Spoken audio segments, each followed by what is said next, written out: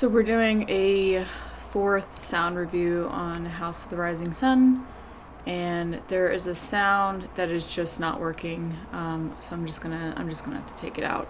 That is just the way that it works. I didn't allow the edit to showcase the sound because the sound was kind of a secondary thought. My wife owns the flower shop in town. Best flowers in the Pacific Northwest, she will say. So,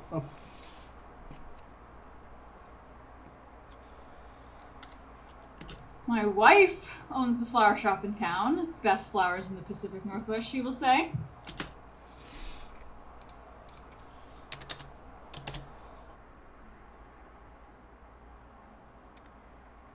I'll just have to figure out the mind reading thing. I'll have to figure that out. Okay, so we are going to do a sound review for a composed piece by Apollo. So this is going to be our first reactions. I don't know if I'm going to showcase the full thing. I might just showcase like the first few seconds of it because, well, I don't know. We'll see.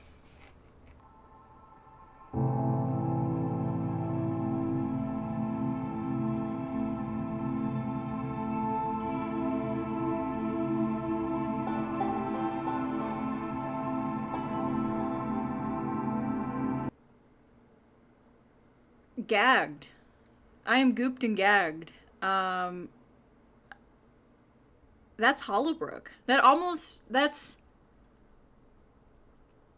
I'm getting a little emotional. I don't mean to be, but like I picture that. Actually, I know exactly where in the House of the Rising Sun and where I want to put that. Only a bit of it, only just a very, very small bit. This is just me staring off into space, disassociating, because I'm like actually picturing. Yo, we have a soundtrack. We have a soundtrack! Oh my god, we have a fucking soundtrack! I have more thoughts. About this.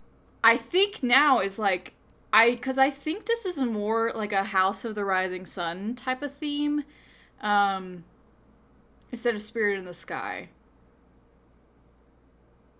But I think it can fit in the Spirit in the Sky, because I've always had this very particular theme in my head of what the Evans sound like. They always sounded very elegant and very like classical music, and the Lunas are a little bit more like folksy, but with Spirit, there's a culmination of everything. So you have like the Serpent King, which is more of like synthy kind of sounds, which we're actually, I think we're going to move away from that and do more of a spooky harmonizing type of thing. And then the Evans family, which are this more like classical sound, and then the Lunas, which are more of the like folksy sound. So it's all just like kind of a mixed bag of all that, of all those moods and everything like that, because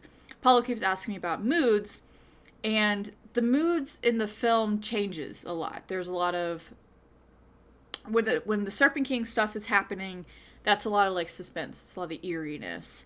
When the Evans and the Lunas are communicating and doing whatever they're doing, that's like when their motifs and their themes would come into play. Because obviously it wouldn't make sense if like the Serpent King music is playing while the Evans and Lunas are on the screen together. So I feel like with this theme, this almost feels like a credit theme. Like this could be our end credit song. How I'm picturing the film opening is actually more of a suspenseful like witch tune, because it's going to open with the witches.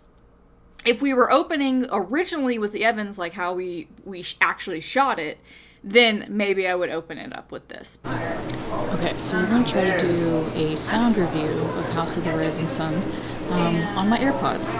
I did not think about this.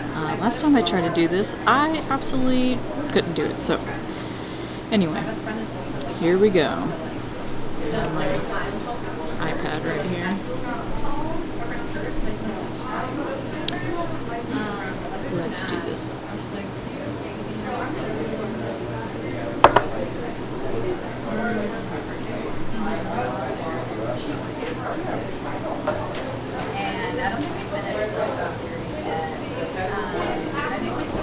Alright, you guys might be the first to hear it here, but I think we're very close. I'm going to officially say it's fine. Actually, I'm going to take back what I said about hating listening to this on my AirPods, because I think that's honestly the best thing to do. Typically when you're doing sound review, you want to review it on AirPods or headphones, and then on like surround sound speakers. And the majority of the time when I am reviewing these, I am reviewing them on my speakers. So it's actually good to do something different and review them on my AirPods. So yeah, alright, I'm going to tell them that it's good, and they're going to send it to me, and we're going to put some music in this puppy and get it color corrected, and then we'll have a movie.